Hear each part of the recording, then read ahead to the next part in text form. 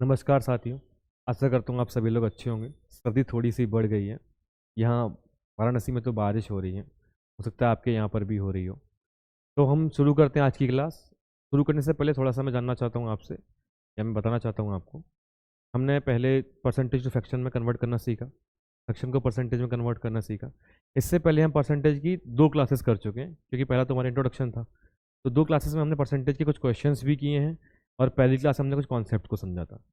आप में से कुछ बच्चों को कुछ कन्फ्यूजन्स हो रहे हैं परसेंटेज को फ्रैक्शन में कन्वर्ट करने में और फ्रैक्शन को परसेंटेज में कन्वर्ट करने में, जब उसको हम बढ़ा या घटा रहे हैं। तो मैंने पहले ही कहा था कि आपको है ना बहुत आवश्यकता है प्रैक्टिस करने की। अगर आप प्रैक्टिस नहीं करेंगे, जैसे अगर आप 1/2 को फ्रैक्शन में क्या कहते हैं, 50% कहते हैं।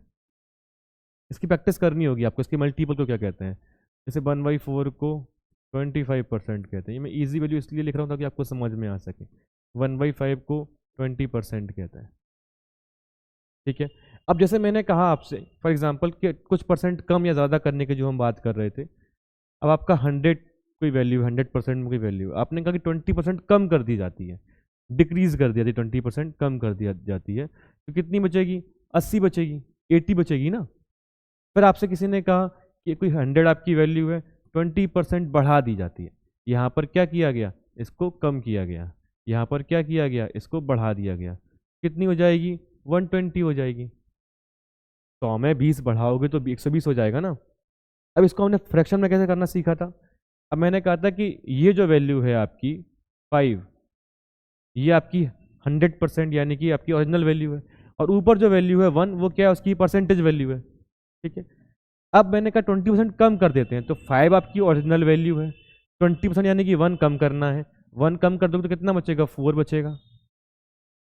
ठीक है। आपने कहा 20% को बढ़ा देते हैं, तो 5 आपकी ओरिजिनल वैल्यू है, प्लस 1 किया तो क्या हो जाएगा? 5 + 1 6। तो वही बात है, यहाँ पे आप देख लो, ये 5 आपकी वैल्यू है, 20% 1 होगा, ये 4। ये 5 आपकी वैल्यू है, 20% 1 होगा, और ये 6। अब हम करते क्या, इसी को फ्रैक्शन में लिख देते हैं। जैसे फॉर एग्जाम्पल, अब ये 100 आपकी वैल्यू है। अब मुझे इसका क्या निकालना है? 20% बढ़ा दी गई, यानी कि 120% निकालना है। 20% बढ़ा दी गई का मतलब क्या हो गया? 5 + 1 6/5। 5 20, 20 × 6 120। अब ये तो 100 है, तो इसको हमने इजीली निकाल लिया है। इसको सीखा हमने क्यों है? इसको हमने इस वजह से सीखा है ताकि हम जो है वो बड़े फ्रैक्शनल या बड़ी वैल्यूज को हम कैलकुलेट कर पाए। ये रीज़न है, और कोई रीज़न नहीं है। तो मेरी उम्मीद है कि शायद आप लोग समझ पाए होंगे। थोड़ा सा आपको प्रैक्टिस करने की ज़रूरत है। जब तक आप प्रैक्टिस अच्छे से नहीं करेंगे तब तक आप समझ ही नहीं पाएंगे। समझ पाएंगे आप यहाँ देखेंगे तो आपको लगेगा बहुत आसान है, तुरंत हो जा रहा है, तुरंत कर ले रहे हैं। लेकिन जब आप इसको एक थोड़ा छोड़ देंगे, थोड़ा सा अगर आप समय उसको छोड़ देंगे, फिर अगर आप करेंगे तो फिर आपको करने में समस्याएं होंगी। तो आपको उसकी रेगुलर प्रैक्टिस करने की ज़रूरत है। ठीक है। कोई और एग्जाम्पल चाहें तो मुझसे भी समझ सकते हैं। जैसे मैंने वैल्यू लिखी थी 2/3, 3/2 लिखा था मैंने, तो मैंने कहा ये 150% हो गया। 150% कैसे हो गया? 1/2 को हम क्या कहते हैं?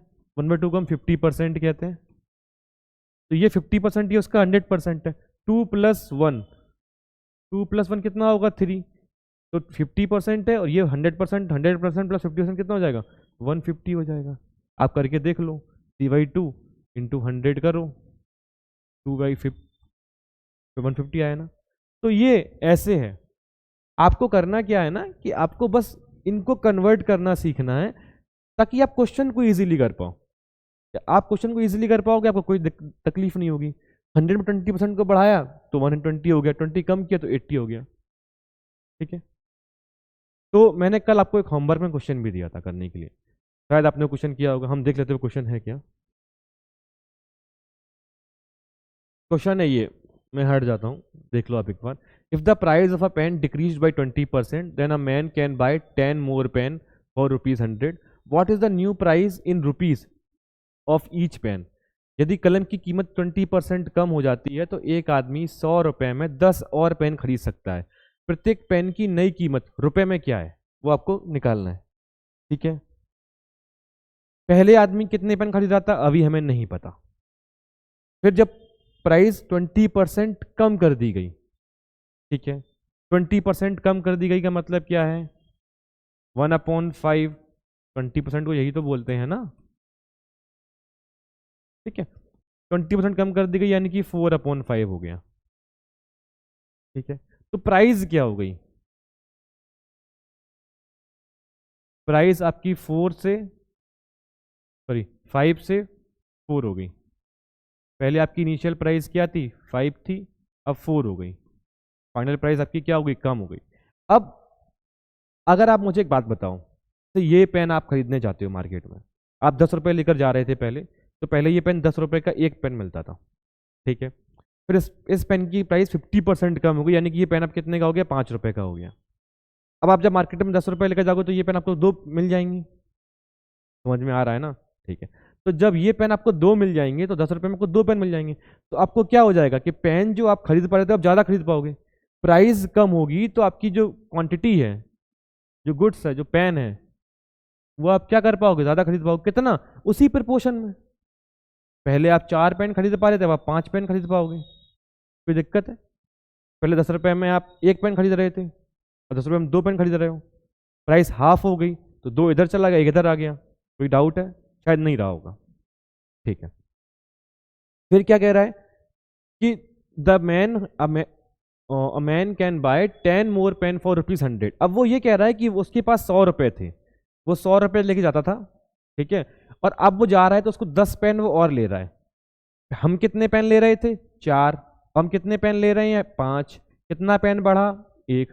लेकिन वो क्या कह रहा है कि 100, आप जब हमारे हिसाब से एक कितने पेन बढ़ गए? हमारे हिसाब से एक पेन बढ़ा है, और वो क्या कह रहा है कि नहीं, एक नहीं 10 बढ़ा है। इस एक की वैल्यू किसके बराबर है? 10 के बराबर है। शायद समझ में आया होगा। ठीक है, यानी कि टोटल पहले हम कितने पेन खरीद रहे थे? 4 पेन खरीद रहे थे, यानी टोटल 40 पेन खरीद रहे थे। फिर हम कितने पेन खरीद रहे हैं? 5 पेन खरीद रहे हैं, यानी कि 50 पेन खरीद रहे हैं। ठीक है, न्यू प्राइस निकालनी है प्रत्येक पेन की कितनी होगी। हमने 50 पेन खरीदे, कितने रुपए में? 100 रुपए में खरीदे। 100 रुपये ही लेकर तो जा रहा था, पहले 100 रुपये लेकर गया तो 40 पेन खरीद के लाया, फिर गया तो 50 पेन खरीद के लाया, 100 रुपये में फिर 10 पेन उसको एक्स्ट्रा मिल गए। तो 50 पेन खरीदे उसने 100 रुपये में, दिख रहा होगा। तो एक पेन कितने में खरीदा होगा उसने? 2 रुपये में। कोई कंफ्यूजन? शायद नहीं रही होगी। 2 रुपये इसका आंसर हो जाएगा। ठीक है, इजी है। आपको बस कुछ नहीं करना है, आपको बस थोड़ी सी प्रैक्टिस करनी है अपनी, और बस नंबर्स को अंडरस्टैंड करना है। मैंने कोई फॉर्मूला डिस्कस इसीलिए आप लोगों से नहीं किया है। बहुत सारे फॉर्मूलाज परसेंटेज में होते हैं, लोग पढ़ते हैं उनको नहीं। आपको ये समझ लेना परसेंटेज का बेसिक कॉन्सेप्ट क्या है। किसी भी फ्रैक्शन को 100 के मतलब किसी भी वैल्यू को 100 के फ्रैक्शन में लिख लेना, वो परसेंटेज है। ठीक है, फिर है क्या, ये एक फ्रैक्शन ही का ही फॉर्म है, तो हम परसेंटेज को फ्रैक्शन में कैसे कन्वर्ट करते हैं, फ्रैक्शन को परसेंटेज में कैसे कन्वर्ट करते हैं। कुछ नहीं है, बस नंबर्स को इधर उधर करना है और आपको क्वेश्चन को समझना है बस, और कुछ है ही नहीं इस टॉपिक में। बहुत आसान टॉपिक है, आप बहुत आसानी से उसके क्वेश्चन भी कर पाओगे। अगला क्वेश्चन क्या है? हाँ, a man spend 75% of his income increase by 20% and he increase his expenditure by 15%, his saving will then be increase by.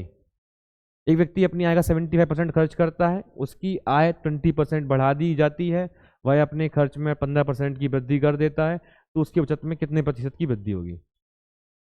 ये भी शायद आपका होमवर्क है। मैंने क्या कहा, आपको क्वेश्चन को समझना है। क्वेश्चन को अगर आप समझ लोगे तो आप आंसर तुरंत निकाल लोगे। ठीक है, क्वेश्चन क्या कह रहा है? एक मनुष्य है, एक मानव है, एक व्यक्ति लिखा हुआ है, 75% अपनी इनकम का खर्च कर देता है। तो अगर वो 100 रुपये कमाता है, 75 क्या कर देता है? खर्च कर देता है, तो कितना सेव करता है? 25 रुपये सेव करता है। 100 रुपये उसकी इनकम यानी कि आय है, एक्सपेंडिचर है 75 रुपये यानी कि खर्च है उसका, और बचत उसकी सेविंग कितनी है? 25 रुपये। ठीक है, यही तो होगा। 100% था, 75% और 25। ठीक है, इस इनकम इंक्रीज बाई 20%। अब उसकी इनकम क्या हो जाती है? 20% को बढ़ा दी जाती है। 100 का 20 बढ़ाओगे तो 120 हो जाएगा। 20%, 100 का 20 ही तो होगा, 120 हो जाएगा। फिर भी इसको हम फ्रैक्शन में करना सीख लेते हैं ताकि हमारे लिए ईजी रहे वो। ये तो 100 ही है, हम आगे हमें करना हो तो 1/5, 20% यानी कि 1 बढ़ाया तो 6/5 हो जाएगा। अब 6/5 किसका करना है आपको? 100 का करना है। 5 से 20, 120, यही वैल्यू आई है। ठीक है, ये आपको इसकी प्रैक्टिस करनी ताकि आपको कुछ नहीं करना है, बस क्वेश्चन को जल्दी से जल्दी सॉल्व कर लेना है बस। क्यों? आपके एग्जाम में आएगा, इसलिए बस। अब फिर क्या कह रहा है? एंड फिर उनका जो एक्सपेंडिचर है, वो खर्च जो है वो कितना बढ़ जाता है? 15% बढ़ जाता है। एक्सपेंडिचर पहले कितना था? 75 था, कितना बढ़ गया? 15% बढ़ गया। 15% को मैंने फ्रैक्शन में कन्वर्ट करना सिखाया था। 15% को क्या बोलते हैं? 3/20। अरे 5 का मल्टीपल है ना ये, 5 × 3। 5% को क्या बोलते हैं? 1/20 बोलते हैं ना, इसको 3/20 बोलेंगे। 15% क्या हो गया? बढ़ गया। 15% बढ़ने का मतलब क्या हो गया? ये 20/23/20 हो गया। ये वैल्यू जो है वो कितनी हो जाएगी? अब 23/20 हो जाएगी। कितनी है? 75 है। दिख रहा होगा ना? आवाज भी आ रही होगी। ठीक है, अब इसको कैलकुलेट कर लो, ये कितना होगा? 20 से इसको कैलकुलेट करना होगा आपको। 5 4 जा 15, 5 जा 15 या 45, कैरी 4, 15 दूनी 30 और 4 34, 4 से डिवाइड कर दो। 4 8 जा 32, कैरी 2, 4 6 जा 24, कैरी 1, 4 2 जा 8, 4 5 जा 20। 86.25 हुआ, यानी कि उसका एक्सपेंडिचर कितना हो गया? 86.25। ये जानबूझ के ऐसी वैल्यू ली गई है ताकि आपको थोड़ा कैलकुलेशन करना समझ में आए, कैसे करनी होगी आपको। ठीक है, अगर आप ऐसे करो तो जल्दी कर लोगे, आप उसको निकालोगे फिर कैलकुलेट करोगे तो आपको तकलीफ होगी थोड़ी सी। अब 120 उसकी कितनी है? इनकम हो गई है। ये उसका एक्सपेंडिचर है, कितनी आप सेविंग कितनी कर रहा होगा वो? सब्ट्रैक्ट तो करना आता ही होगा। 120 माइनस 86.200 ऐसे सब्ट्रैक्ट करते हैं। 7 5 5 आउट ऑफ 5 5 9 7, 9 में 6 जाएगा 3, 11 में से 8 जाएगा 3। ठीक है, 7 5 9 में से 6 जाएगा 3, 33.75। ठीक है, पहले कितनी थी उसकी सेविंग? 25 रुपये। पहले 25 रुपये बचा रहा था, अभी कितनी बचा रहा है? 33.75। कुछ तो बढ़ा है, दिख रहा है। कितना बढ़ा है? 8.75। 25 और 8 33 होते हैं ना, 25 + 8 33 होता है। 0.75 8.75 बढ़ा। 8.75 किसके कंपैरिजन में बढ़ा है? इसके कंपैरिजन में बढ़ा है। यही तो निकालना है ना आपको कि उसका सेविंग कितनी बढ़ गई। तो सेविंग पहले ये थी, इतनी बढ़ गई, इसकी कंपैरिजन निकालोगे 20।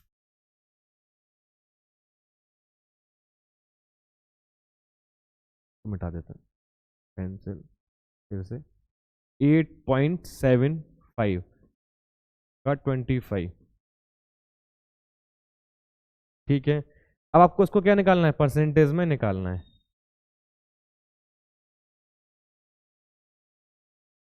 ठीक है, पॉइंट हटा दो, नीचे 100 आ गया।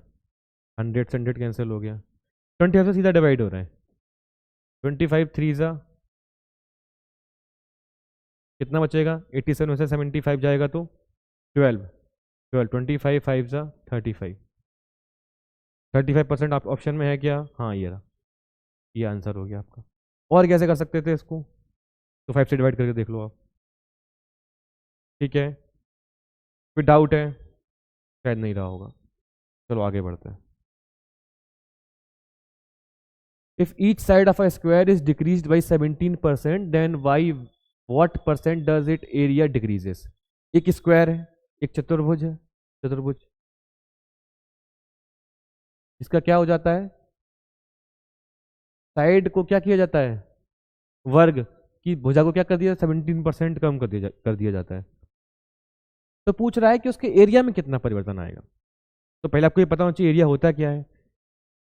एरिया ऑफ स्क्वायर,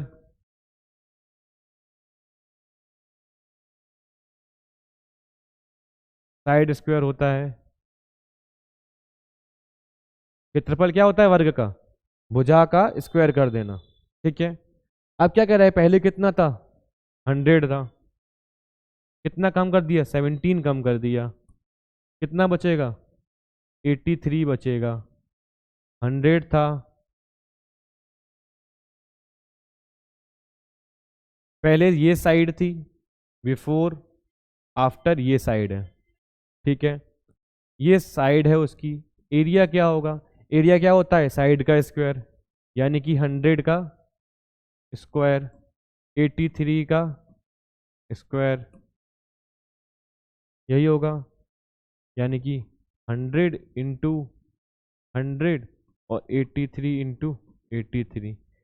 स्क्वायर को निकालने का तरीका जो होता है वो मैं आपको सिखाऊंगा, रीजनिंग वाले सर आपको सिखाएंगे, और अगर वो नहीं सिखाएंगे आपको, अगर वैभव सर, तो मैं सिखाऊंगा आपको जब हम स्क्वायर एंड क्यूब रूट पढ़ेंगे,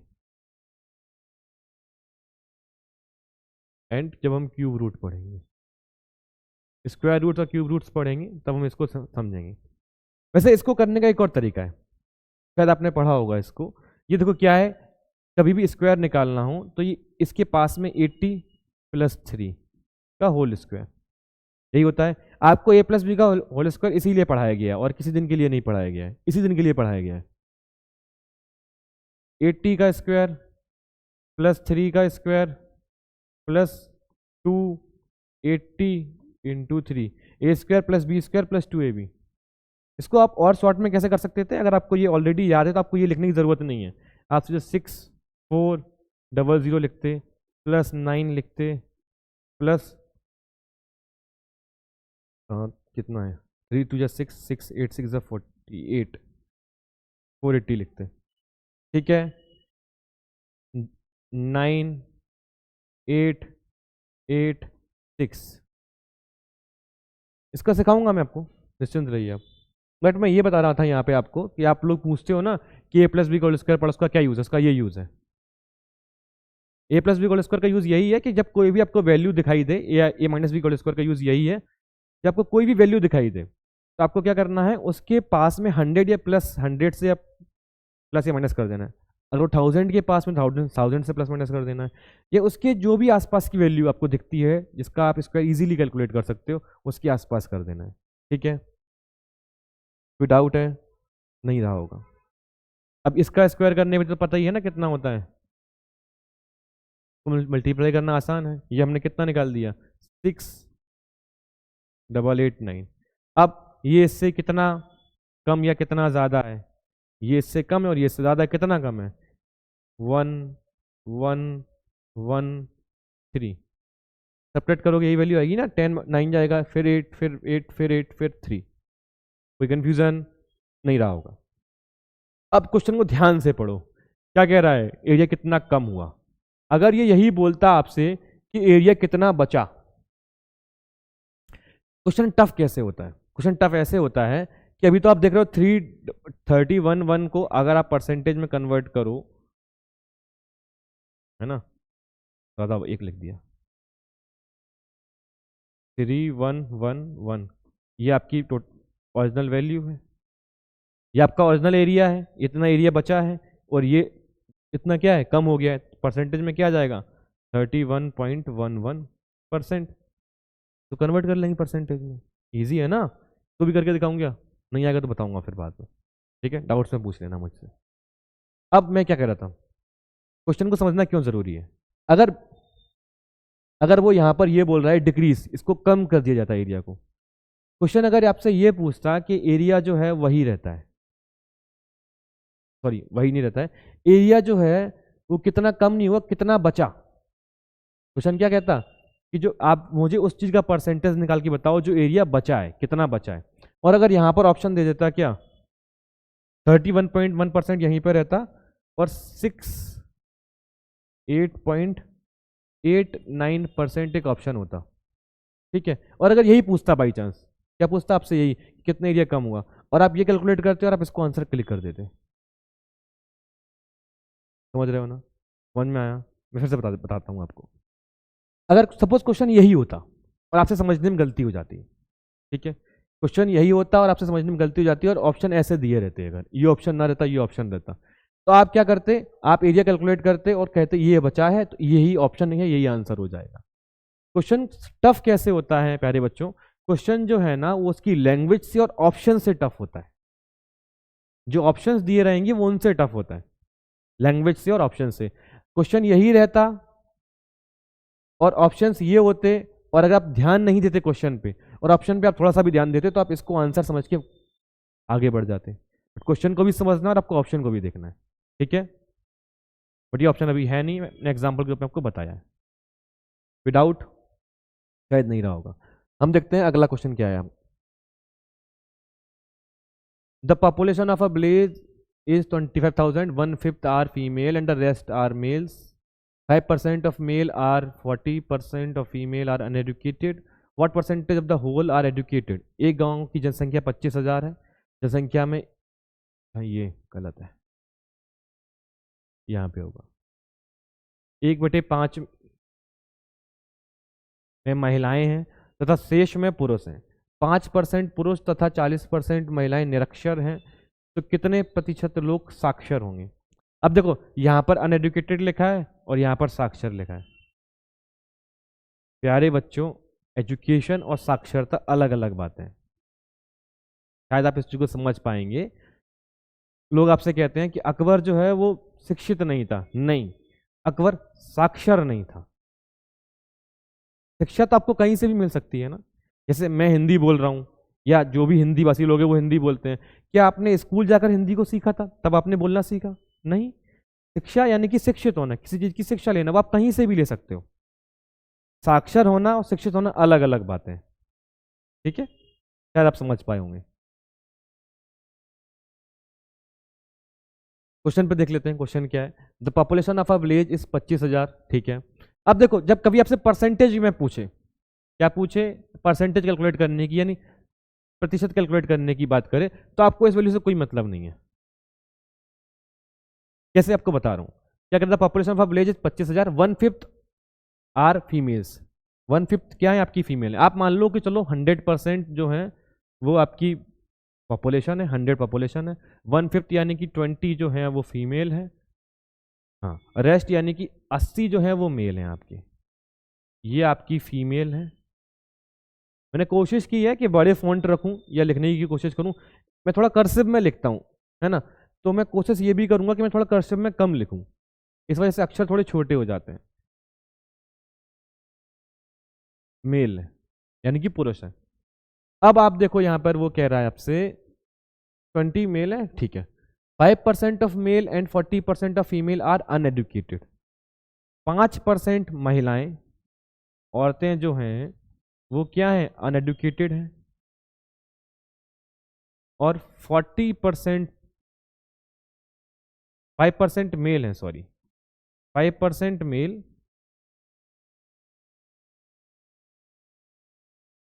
और 40% जो आपकी फीमेल जो है वो क्या है? अनएडुकेटेड है। 5% को कन्वर्ट करना बताया था आपको। 5% क्या होता है? 1/20।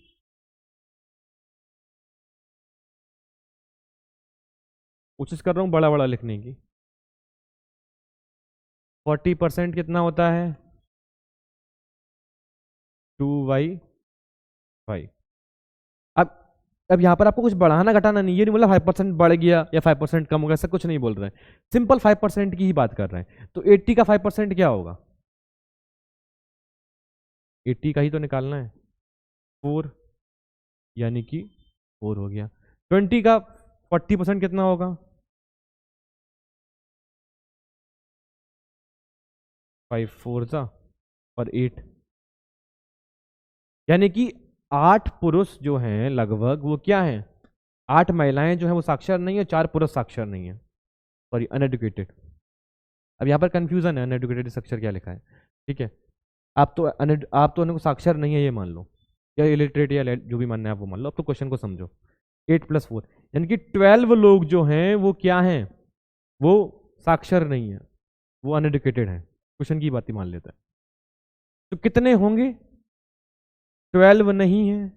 100 में से, 100 में से 12 को सब्ट्रैक्ट कर दो तो 88 बचे। ये आपका 100% था, ये 88% होगा, ठीक है। 88% आपका आंसर हो जाएगा।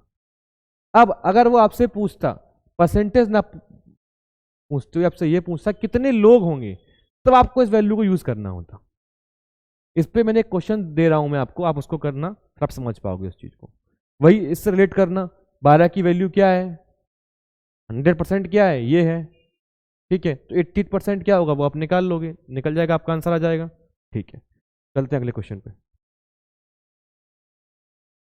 The price of an article is cut by 3% to restore its original value, the new price must increase by. एक वस्तु की कीमत में 3% की छूट दी जाती है, पुराना मूल्य वापस लेने के लिए कितने प्रतिशत की वृद्धि करनी होगी। ऐसा क्वेश्चन हम कर चुके हैं ना, पेट्रोल के प्राइस पे हमने या किसी और की चीज़ के प्राइस पे किया था। क्या कह रहा है, 100 आपका प्राइस है, 3% का कट कर दिया गया, यानी कि कम कर दी गई, 97 बचेगा। हाँ ठीक है। आप कह रहा है वापस से आपको जाना है, कहाँ, 97 से आपको वापस से 100 पर जाना है, और ये क्वेश्चन मार्क है, ये निकालना है आपको, ठीक है। अब आपको क्या करना है, ये 3% का कट किया गया, तो 3% 3 ही आपको बढ़ाना होगा ना, 100 में से 97 3 होगा, 3 बढ़ाना होगा, किस पे, 97 पे बढ़ाना होगा, ठीक है। कुछ लोग इसका आपको फॉर्मूला बताएंगे, ये फॉर्मूला होता है जब आपको इंक्रीज या डिक्रीज करना हो, यानी कि एक्स जब आपको क्या करना हो, कम कम कर वैल्यू कोई कम करना हो, और जब कोई आपको वैल्यू बढ़ाना हो, 100 प्लस x%, जितने परसेंट कम जितने परसेंट ज़्यादा। मैं फॉर्मूला से भरोसा नहीं करता हूँ, ठीक है। मेरा मानना यह है कि आप कॉन्सेप्ट को समझ जाओ, उसी कॉन्सेप्ट से क्वेश्चन को कर लो, आपको ज़्यादा आसानी रहेगी। आप 3 करोगे, 97 करो, फॉर्मूला याद करोगे, फिर कंफ्यूज रहोगे। सीधी सीधी वैल्यू निकालो, कोई फॉर्मूला हम देखेंगे ही नहीं, देखना ही नहीं है हमें। सिंपल कॉन्सेप्ट को समझते हो, आगे बढ़ते हैं। 3/97 को आप परसेंटेज में कन्वर्ट करना।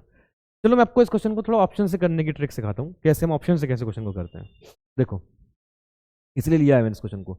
अब 100 का 3% 3 होता है, तो 97 का 3% 3 तो नहीं होगा, ठीक है। अब चूंकि 100 का 3% 3 होता है, तो 97 का 3% 3 से ज्यादा होगा, कम तो नहीं हो सकता। कम क्यों नहीं हो सकता, क्योंकि 100 जो वैल्यू है वो बड़ी है, उसका 3% 3 हो रहा है, तो 97 का 3% 3 कैसे हो सकता है, कुछ और ही होगा ना, तो ये भी नहीं हो सकता, ठीक है। फिर अब 7%, यानी कि अगर मैं आपको 100 का 7% 7 होता है, 97 7 के पास में, तो फिर 7.11% तो ये भी वैल्यू नहीं हो सकती, तो वैल्यू क्या होगी, ये होगी, यही बचा। ऐसे आप ऑप्शन से कर सकते हो, बट आप इसको क्या करो, कैलकुलेट करना, ठीक है। नहीं आएगा तो डिवाइड करना भी मैं आपको बताऊंगा, ठीक है। कोशिश ये करना कि आ जाए आपका आंसर डिवाइड करने से, नहीं तो मैं बताऊंगा तो मैं है ही। और ऑप्शन से ऐसे करते हैं, ये हम धीमे धीमे इन सब में पारंगत हो जाएंगे। आप इस क्वेश्चन को देखोगे ना, 97 3 ऐसे करोगे और सीधा आंसर कर दोगे, ये लेकिन धीमे धीमे, एकदम से नहीं करना है, नहीं तो गलत कर दोगे आप। क्वेश्चन को समझना बहुत जरूरी है। क्वेश्चन हमेशा, क्वेश्चन की लैंग्वेज और ऑप्शन सेट आसान और कठिन होता है, ठीक है। अगला क्वेश्चन देखते हैं। The reduction of 20% in the price of rice enables a person to obtain 50 kilogram more of ₹450। ये वही क्वेश्चन है जैसा मैंने आपको करवाया था, ठीक है। इस क्वेश्चन को भी करना, मैं क्वेश्चन आपको समझा देता हूँ क्या कह रहा है। 20% कम कर दिया जाता है, 20% को कम करने के लिए मैंने बताया था 1/5, यानी कि 4/5, ठीक है। पहले आपकी प्राइस ये थी, फिर ये हो गई, तो आप पहले ज़्यादा पैसा दे रहे थे, कम सामान ले रहे थे, अब आप कम पैसा दोगे, ज़्यादा सामान लोगे। 4/5 आपका सामान जो है, क्या ले रहे हो आप, राइस ले रहे हो, चावल। अब आप पहले कम चावल ले रहे थे, आप ज़्यादा चावल लोगे, 450 रुपये में 50 किलोग्राम ज़्यादा लोगे अब आप, ठीक है। इसको कैलकुलेट करना। मैं क्वेश्चन जो इंग्लिश में क्यों पढ़ता हूँ ज़्यादातर, उसकी पीछे रीज़न ये है कि आपको भी मैं ये सुझाव दूंगा कि कोशिश कीजिए आप इंग्लिश के क्वेश्चन को थोड़ी समझने की। एनटीए या कोई भी जो एग्जाम हो रहा है आजकल, वो जो लैंग्वेज इंग्लिश में रहती है उसको वो सच मानते हैं। सच से मेरा मतलब है वो उसी लैंग्वेज को सही मानते हैं, ठीक है। इसको करना, नहीं आएगा तो इसको भी बताऊंगा मैं। In an election, X got 70% of the overall valid votes. If 20% of the overall votes were declared invalid and total number of votes 640000, then find the number of valid polled in favor of the candidate। चुनाव, हाँ, एक चुनाव में उम्मीदवार को x के कुल वैध मतों में से 70% मत मिले, यदि कुल मतों के 20% मतों को अवैध घोषित कर दिया गया, और मतों की कुल संख्या 64,000 हो तो इस उम्मीदवार के पक्ष में वैध मतों की गणना कीजिए। देखो, ऐसा क्वेश्चन मैंने आपको करवाया था एक, ठीक है, उसी पे बेस्ड क्वेश्चन है। उसमें क्या निकालना था, उसमें परसेंटेज निकालनी थी, इसमें आपको मतों की गणना निकालनी है। Number of valid polled votes in favour of a candidate, ठीक है, उम्मीदवार के पक्ष में वैध मतों की गणना करनी है। क्वेश्चन वैसा ही है जैसा करवाया गया है, इसको भी करना, इसको भी ट्राई करना, नहीं आएगा तो इसको भी मैं कराऊंगा। मैं कोशिश कर रहा हूँ कि जितने ज़्यादा टाइप से क्वेश्चन है उतने आपको कराए जाए, उतने आपको प्रैक्टिस में दिए जाए, ठीक है, जो आपके एग्जाम के लिए इंपॉर्टेंट है, जो आ सकते हैं संभावना है आने की। इन इलेक्शन क्वेश्चन रिपीट हो गया क्या?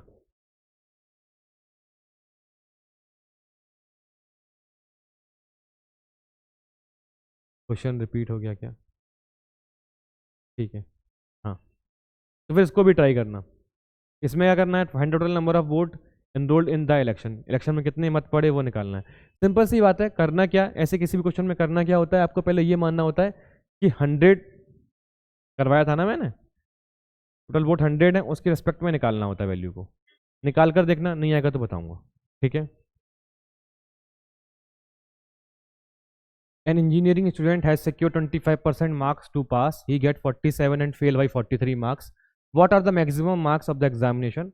एक इंजीनियरिंग छात्र को उत्तीर्ण होने के लिए 25% अंक हासिल करने होते हैं, उसे 47 अंक मिलते हैं और 43 अंकों से अनुत्तीर्ण हो जाता है, यानी कि फेल हो जाता है। उस परीक्षा के अधिकतम अंक कितने होंगे? देखो सिंपल सी बात है, आप एक स्टूडेंट हो, ठीक है, आपको पास होने के लिए 25% मार्क्स चाहिए थे, ठीक है, चाहिए थे, 47 मार्क्स आपको मिले, और आप कितने से फेल हो गए, 43 से। मतलब अगर आपके 43 मार्क्स और आ गए होते तो आप क्या हो जाते, पास हो जाते, यानी कि आपके कितने मार्क्स आ जाते, 25% मार्क्स आपके हो गए होते। तो क्या कह रहे हो, 47 प्लस 43 क्या होगा, 0, और 8 और 9 ये किसके बराबर है, ये 25% के बराबर है ना। 25% को 100 से करने के लिए क्या करना होगा, 4 से मल्टीप्लाई करना होगा, इसको भी कर दो, ये 60। सिंपल है, आसान है ना। किसी फॉर्मूले के पीछे बच्चों नहीं भागना है, हमें कॉन्सेप्ट को समझना है और उस कॉन्सेप्ट को लेकर ही आगे चलना है।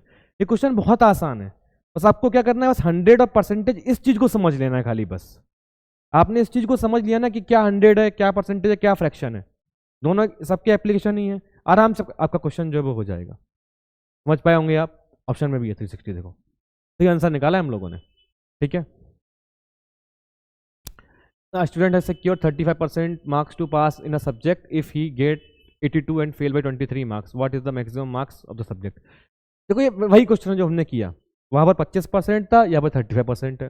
82% चाहिए थे, 23%, 23 मार्क्स नहीं आए, 82 आए, इसको भी जोड़ लो, 35 के बराबर होगा, 100 से निकालोगे आंसर आ जाएगा, नहीं आएगा तो बताऊंगा, ठीक है। ये आपका HW है, होमवर्क है, ठीक है। तो नेक्स्ट क्वेश्चन को देखते हैं। A and B are two fixed points 5 centimeter apart. C is a point on AB such that AC is 3 centimeter. If the length of AC is increased by 6%, the length of CB is decreased by what? तो what नहीं दिया, मान लेते हैं वही बात है। A तथा B दो बिंदु हैं जिनके बीच में दूरी 5 सेंटीमीटर है। AB पर एक बिंदु है C तथा AC की लंबाई 3 सेंटीमीटर है। यदि AC की लंबाई 6% बढ़ा दी जाए तो CB की लंबाई कितने प्रतिशत घट जाएगी? क्वेश्चन क्या कह रहा है? क्वेश्चन कह रहा है कि एक पॉइंट है ए, एक पॉइंट है आपका बी, दोनों के बीच में 5 सेंटीमीटर की दूरी है, ठीक है। फिर एक पॉइंट है कोई सी,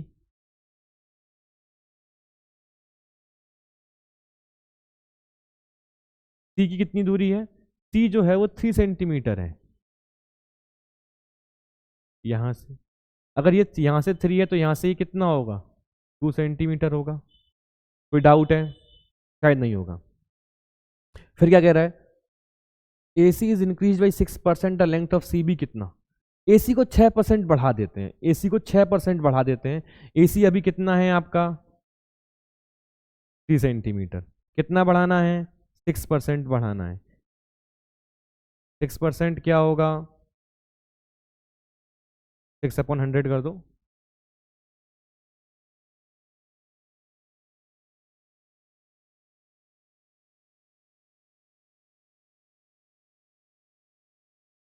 0.18, ठीक है, इसको क्या किया आपने 0.18 बढ़ा दिया, कितने तो बढ़ाया, 6 3 18 होगा, जल्दी कर देता हूँ क्या मैं, 6 3 18 होगा अपॉन में 100, 0.180 तो आएगा। अब क्या कह रहा है, अब 0.18 यहां से कम होगा 2%, 2 सेंटीमीटर से, तो 0.18 2 सेंटीमीटर का क्या होगा, ये निकालना है आपको, निकाल लेंगे, इंटू 100 कर देना, इंटू 100 क्यों करोगे, 1/2 क्या होता है, 1/2 होता है 50 सेंटीमीटर, 0.18 को 50 से मल्टीप्लाई कर दोगे, 18 पंच 90 होता है, 18 5 90, ये 0 और 2 0 ये, यहाँ लगेगा 0, 80,090 तो होता है, 9% ऑप्शन में है क्या आंसर। ठीक है, चलते हैं नेक्स्ट क्वेश्चन पे। समझ में आ रहा है ना, नहीं आ रहा तो कमेंट करके बताना। A box has 10 100 blue 50 red 50 black 25% blue ball 50% red balls are taken away। ठीक है, percentage of black ball at present etch क्या होगी, होगी तो वो निकाल लेंगे हम लोग, इसमें कौन सी बड़ी बात है। एक बक्से में 100 नीली 50 लाल तथा 50 काली गेंदें हैं, 25% नीली गेंदें तथा 50% लाल गेंदें निकाल ली गई, तो वर्तमान में कितने प्रतिशत काली गेंदें हैं, 100 कितनी है, ब्लू है, ब्लू है क्या, हाँ ब्लू, 50 रेड है और 50 ब्लैक है ना, 50 ब्लैक भी है, ब्लैक भी होगा अपने पास, हाँ ये ब्लैक है। ठीक है, अब क्या कह रहा है, 25% जो हैं वो कौन सी निकाली जाती हैं, ब्लू, ब्लू में से कितना निकाला जाता है 25, फिर से कलर चेंज करना होगा, 25% निकाला जाता है, 25% निकालोगे तो क्या होगा 3/4 बचेगा, 25% क्या होता है 1/4 होता है, 4/3/4 बचेगा, यहाँ पर तो 100 ही है, सिंपल सी बात तुरंत निकल जाएगा, 25 कम करोगे 75 ही बचेगा। इसलिए मैं आपको बार बार याद दिलाता हूँ ताकि आप क्या कर सको, उसको दिमाग में रख सको बड़ी कैलकुलेशन को करने के लिए। फिर 50% जो है वो रेड बॉल्स निकाल देंगी, 50 का 50 यानी कि 1/2 कितना होगा 25, 25 बची। ठीक है, और ये कितनी है, ये पूरी की पूरी 50 ही है,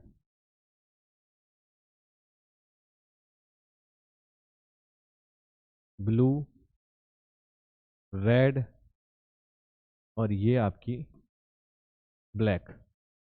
ठीक है, ये बची हैं, कितनी है 75 पर 100 यानी कि टोटल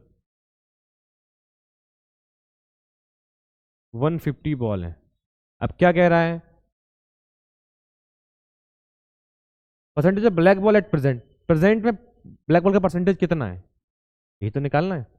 ब्लैक बॉल कितनी है 50, कितने में से 150 में से, परसेंटेज निकाल लोगे, हाँ आसान है, गलत है ऑप्शन।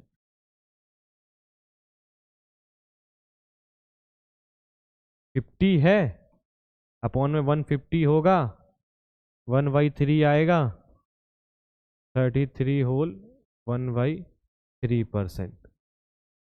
ठीक है, कोई दिक्कत नहीं रही होगी, आगे चलते हैं। A number first increase by 40%, then decrease by 25%, again increase by 15%, फिर डिक्रीज कर दिया 20%, फिर नेट इंक्रीज या डिक्रीज क्या होगा ये निकालना है। किसी संख्या में पहले 40% की वृद्धि कर दी गई, फिर क्या किया गया 25% की कमी कर दी गई, फिर 15% की वृद्धि, फिर 20% की कमी। अच्छा ठीक है, संख्या में शुद्ध वृद्धि या कमी का प्रतिशत ज्ञात करो। अब ऐसे ही क्वेश्चन को करने के लिए आप फॉर्मूला यूज करोगे, और मैं कहता हूँ फॉर्मूला यूज करने की कोई जरूरत नहीं है आपको। क्यों नहीं है, 40% क्या किया गया, इंक्रीज किया गया, 2/5 होता है, इंक्रीज कर दिया गया तो क्या हो गया 7/5, यानी कि मेरे पास में कोई वैल्यू अगर 100 थी पहले, उसका 7/5 कर दूंगा तो वो क्या हो जाएगी 40% बढ़ जाएगी। है ना। फिर क्या हुआ गया, 25% डिक्रीज कर दी गई। 25% क्या होता है, 1/5, ये डिक्रीज कर दी गई, सॉरी 1/4 डिक्रीज कर दी गई। तो अब अगर मैं इसको 3/4 कर दूं, इस पूरी संख्या का, इस पूरी संख्या जो पर संख्या आएगी उसको 3/4 कर दूं, तो मुझे संख्या क्या हो जाएगी, जो मेरी संख्या होगी वो 25% कम हो जाएगी। फिर 15% बढ़ा दी गई। 15% क्या होता है, 3/20। अरे 5% क्या होता है, 1/20 होता है ना। तो 15% क्या होगा, 3/20 होगा। अब क्या किया गया, इसको कितना बढ़ा दिया गया फिर, तो 23। अब ये संख्या जो आई थी वो ये संख्या थी, इसमें हमने क्या किया, एक और ब्रैकेट इस ब्रैकेट में इसलिए लगा रहा था कि आप समझ पाओ, कंफ्यूजन ना हो आपको। फिर हमने 23/20 कर दिया, समझ में आ रहा है ना, ठीक है। Then decrease by 20%। फिर क्या किया आपने, 20% से उसको कम कर दिया। अभी इंक्रीज किया था क्या, हाँ, अब डिक्रीज कर दिया। कितने से, 20%। 20% को क्या कहते हैं, 1/5। 20% कम किया गया तो क्या हो गया, 5/1/6। 5/1 कम किया है ना, हाँ, तो 4। ये ब्रैकेट नहीं सही है, फिर से लगाता हूँ।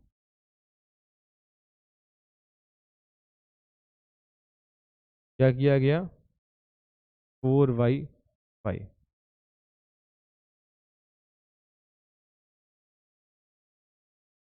अब इन सारे ब्रैकेट्स को हटा दो, ये आपको केवल समझाने के लिए लगाए गए थे। पहले ये संख्या थी, जब इससे किया तो ये बन गई, फिर ये बन गई, फिर ये बन गई, फिर ये बन गई।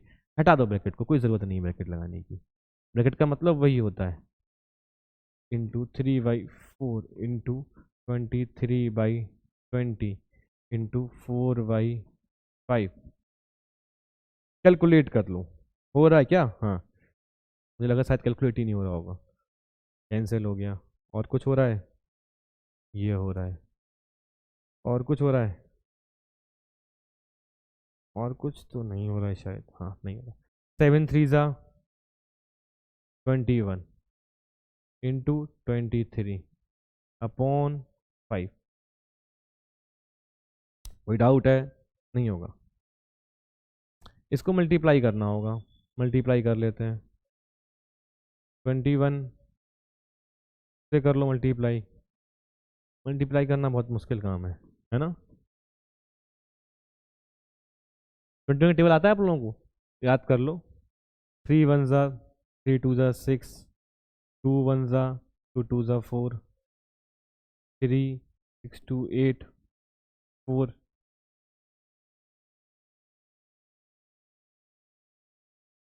4 8 3 डिवाइडेड बाई 5।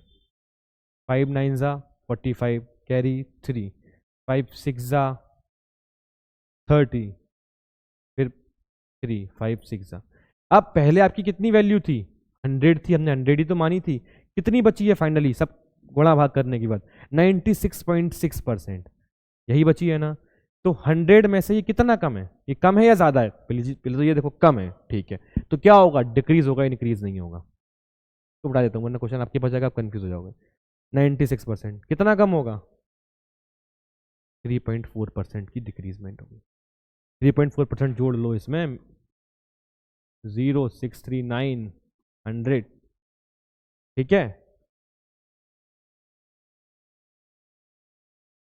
आंसर क्या होगा आपका, ये।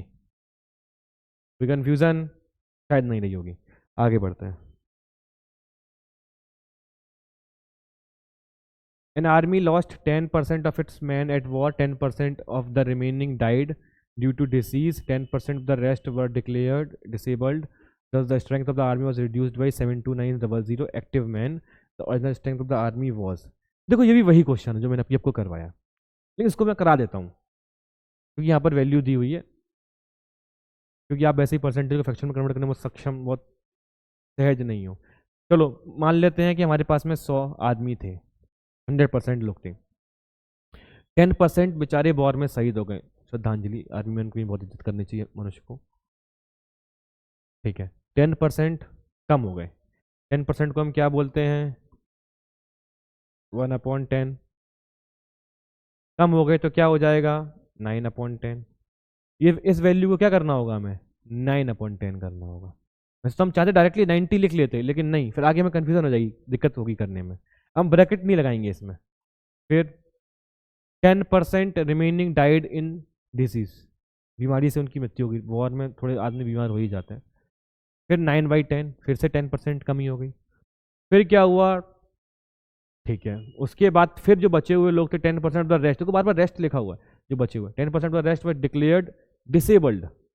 10% डिसेबल्ड डिक्लेयर कर दिए गए, चोट ज़्यादा लग गई होगी। फिर और कुछ है क्या? 1 2 3, ठीक है। फिर क्या कह रहा है कि thus the strength of the army was reduced to 729। अब जो वैल्यू आएगी इसको कैलकुलेट करने से 1 2 1 2 कितना होगा? 9 का क्यूब है, 9 का क्यूब कितना होता है? 729। 9 का क्यूब तो याद ही होगा आप लोगों को। 81 इंटू 9, 9 1 ज़ा 9, 9 8 ज़ा 72.9। तो पहले आपके पास कितने लोग थे? 100 लोग थे। कितने बचे? 72.9 बचे। आपके हिसाब से 100 थे, 72.9 बचे। इनके हिसाब से कितने बचे? 72900 000। कितने 100 होने चाहिए? क्या पूछ रहा है? ओरिजिनल स्ट्रेंथ थी तो पूछ रहा है। हमारे हिसाब से कितनी थी? 100 थी। 72900 इंटू 100 अपॉन 72.9 इंटू 10, ये कैंसिल, 2 3 4 5 6, जीरो किस में है? ये आंसर हो जाएगा। समझ में आया? कोई फॉर्मूला नहीं, जो बचा है उसके बाद फ्रैक्शन, जो बचा है उसके बाद फ्रैक्शन, काम खत्म। ठीक है, आ गया होगा। अगला क्वेश्चन देखते हैं। अगला क्वेश्चन क्या है आपका? In an examination 52% student failed in Hindi and 42% in English. 17% failed in both the subject. What percentage of student passed in both the subject? देखो, आपकी क्लास में कुछ बच्चे हैं जो 52% किस में फेल हो जाते हैं? इंग्लिश में फेल हो गए। और कितने बच्चे? हिंदी में 42% हो गए। तो 52% तो इंग्लिश में फेल हुए, 42% हिंदी में फेल हुए। 17% जो बच्चे हैं वो दोनों में फेल हो गए। इसका मतलब जो 52% लोग हैं उसमें से भी कुछ बच्चे, 17 बच्चे ऐसे होंगे जो हिंदी में भी फेल हुए होंगे, है ना? यही तो कहना चाह रहा है, बस यही समझना, और कुछ समझना नहीं है इसमें। 52 फेल हुए और फिर 42 फेल हुए। अब 17 दोनों में जुड़ गए हैं, तो हम क्या करते हैं? 17 को कम कर देते हैं। दो तरीके हैं इसको करने के, बता रहा हूँ दोनों तरीके आपको करने के। कितना होगा?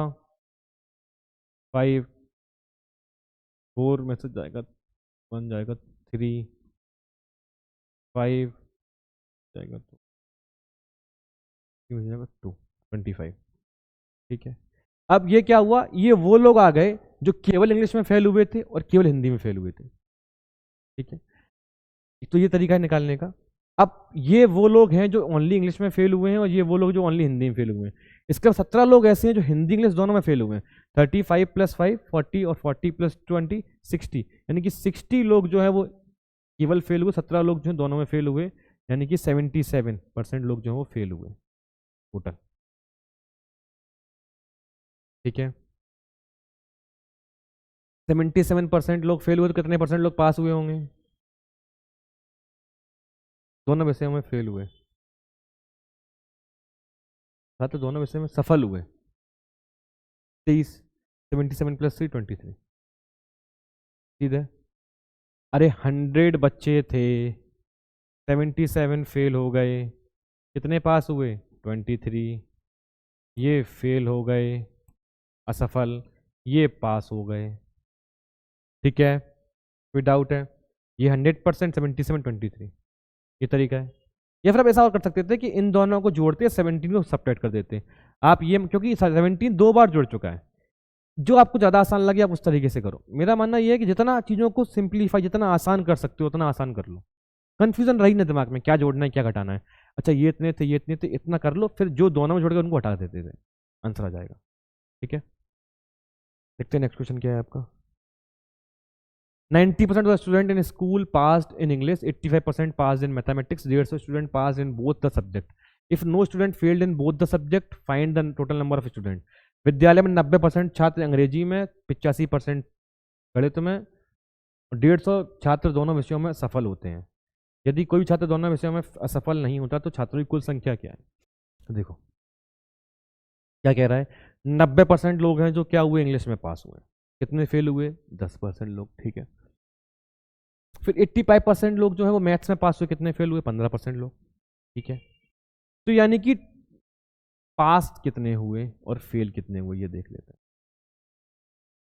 ये इंग्लिश हो गया आपका, अंग्रेजी, और ये हो गया आपका मैथ्स। 90 पास हुए इंग्लिश में, 10 फेल हुए। 85 पास हुए और 15 फेल हुए होंगे, सिंपल सी बात है। और ऐसा कोई बच्चा नहीं है जो दोनों सब्जेक्ट्स में फेल हुआ हो, जो चीज़ वहां पर थी वो यहाँ नहीं है। तो टोटल कितने बच्चे फेल हुए होंगे? अगर 100 बच्चे थे, 10 ये 15 ये, 25 बच्चे फेल हो गए होंगे। ठीक है, 25 फेल हो गए होंगे। और ये क्या कह रहा है, 150 student pass in both subject, कितने पास हुए होंगे? 75% जो लोग होंगे वो दोनों में पास हुए होंगे। अरे 25 फेल होंगे तो 75 ही तो पास होंगे, कोई डाउट है? इंग्लिश में 90 फेल हुए, मैथ में 85 फेल हुए, तो 10 लोग ऐसे होंगे जो इसमें फेल हुए होंगे, 15 लोग होंगे इसमें फेल हुए होंगे। ठीक है, 15% परसेंट किया तो यहाँ पे 10 और 15 25%, 25% 75%, कोई डाउट है? शायद नहीं रहा होगा। 75% की वैल्यू उसने दी है, कितनी दी है? 150 दी है। दोनों सब्जेक्ट में पास हुए, ये वो लोग हैं ना जो इसमें भी पास, इसमें भी पास हुए, इसमें भी पास हुए। 75%, ये तो पूछे टोटल कितने 75% पास होने वाले हैं, टोटल कितने होंगे? 100 होंगे।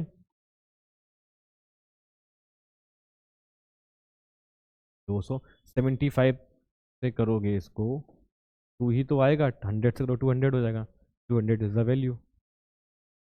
ठीक है, अब कोई क्वेश्चन नहीं है। समझ में आया ना? मेरा अनुमान है आपको समझ में आया होगा।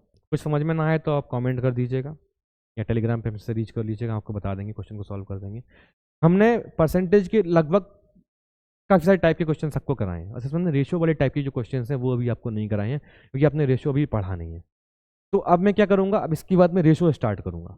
आप लोग रेशियो पढ़ना, रेशियो पढ़ने के बाद फिर आपके सारे कन्फ्यूजन दूर हो जाएंगे। जैसा मैंने कहा था, रेशियो परसेंटेज आप पढ़ लोगे ना, इन 2 टॉपिक तो आपको समझ लेना, आपके लिए पूरा परसेंटेज, पूरा अर्थमेटिक हलवा हो जाएगा। बहुत आसानी से आप कर ले जाओगे, सारे क्वेश्चन कर ले जाओगे, क्योंकि कैलकुलेशन ही तो है और है ही क्या इसमें। अब मैं करूँगा क्या, इसकी एक जो PYQ जो है आपको वो प्रोवाइड कर दिए जाएंगे। जो प्रीवियस ईयर क्वेश्चंस आए हैं वो मैं आपको प्रोवाइड कर दूंगा। और मैं एक काम और करूंगा कि जो मैं क्लास नोट्स यहाँ पे करा रहा हूँ उसकी PDF आपको प्रोवाइड कर दूँ। ठीक है, क्लास नोट्स की PDF आपको प्रोवाइड कर दूं और ये भी कर दूं ताकि आपको कंफ्यूजन ना रहे। एक आपको PYQ मिल जाएंगे और ये मिल जाएंगे। PYQ के सॉल्यूशंस आपको मैं कब प्रोवाइड करूंगा? जब मैं आपको रेशियो पढ़ा दूंगा। साथ एवरेज के भी कुछ क्वेश्चन हैं, बट एवरेज नहीं, रेशियो पढ़ा देंगे फिर, तो फिर हम आपको जो है PYQ के सॉल्यूशन आपको प्रोवाइड कर देंगे। ठीक है, आपको करना क्या है, जितने भी क्वेश्चंस मैंने अभी आपको करवाए हैं वो सॉल्व करना है, पहली चीज। 1, 2, 3 क्लास में जो भी करवाए वो सारे सॉल्व करना है। ठीक है, PYQ को सॉल्व कर लेना है। ठीक है, जो भी क्वेश्चन आपको होमवर्क में उनको सॉल्व कर लेना है, कोई डाउट्स आएंगे तो वो ले लेंगे। जबकि सारे डाउट्स जो भी होंगे एक साथ PYQ के और ये रेशियो खत्म होने का सारे परसेंटेज के डाउट्स आपके ले लिए जाएंगे। परसेंटेज के जो भी डाउट्स आते हैं आप बीच में पूछ लीजिएगा, हम आपको वही बता देंगे। रेशियो के बाद आपके PYQ सॉल्व करा दिए जाएंगे। ठीक है, तो स्वस्थ रहें, मस्त रहें। जय हिंद, जय भारत, धन्यवाद।